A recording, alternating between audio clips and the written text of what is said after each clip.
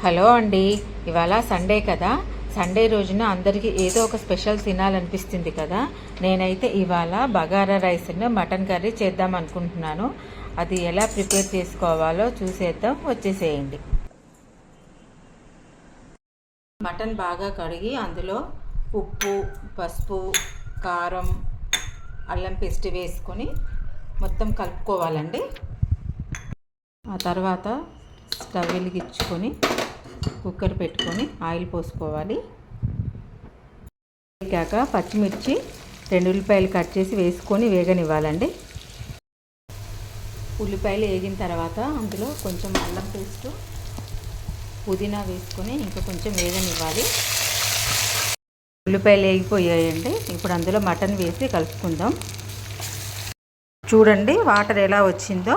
ఆ తర్వాత ముక్క మునిగేంత వరకు వాటర్ పోసుకొని ఒక 5-6 విజిల్స్ వచ్చేంత వరకు ఉడకనివ్వాలి. ఈలోపు మసాలా ప్రిపేర్ చేసుకుందాం. ధనియాలు, గసాలు, దాల్చిన చెక్క, లవంగాలు, ఇలాయచీ మసాలాలన్నీ వేసుకొని మెత్తగా పొడి చేసుకోవాలండి. మసాలా పొడిని ఇలా మెత్తగా మిక్సీ పట్టుకోవాలి. మటన్ అయితే సూపర్గా ఉడికింది. ఇప్పుడు అందులోకి కొత్తిమీర, ఇందాక మనం ప్రిపేర్ చేసుకున్న మసాలా పొడి వేసుకొని ఒక 10 నిమిషాలు ఉడకనిస్తే సరిపోతుంది. చూడండి మటన్ కర్రీ అయితే రెడీ అయిపోయిందండి. ఇప్పుడు బగారా రైస్ ప్రిపరేషన్ చూద్దాము. బగారా రైస్ తీసుకొని ఒక 15 నిమిషాలు ఇలా నానబెట్టుకోవాలి.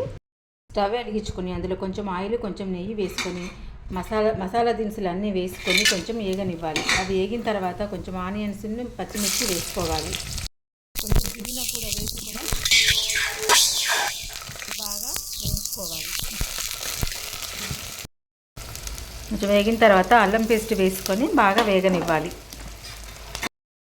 ఇవన్నీ వేగిన తర్వాత రైస్కి సరిపడా వాటర్ పోసుకొని దానికి సరిపడా సాల్ట్ కూడా వేసుకొని ఆ వాటర్ని బాగా మరగనివ్వాలి.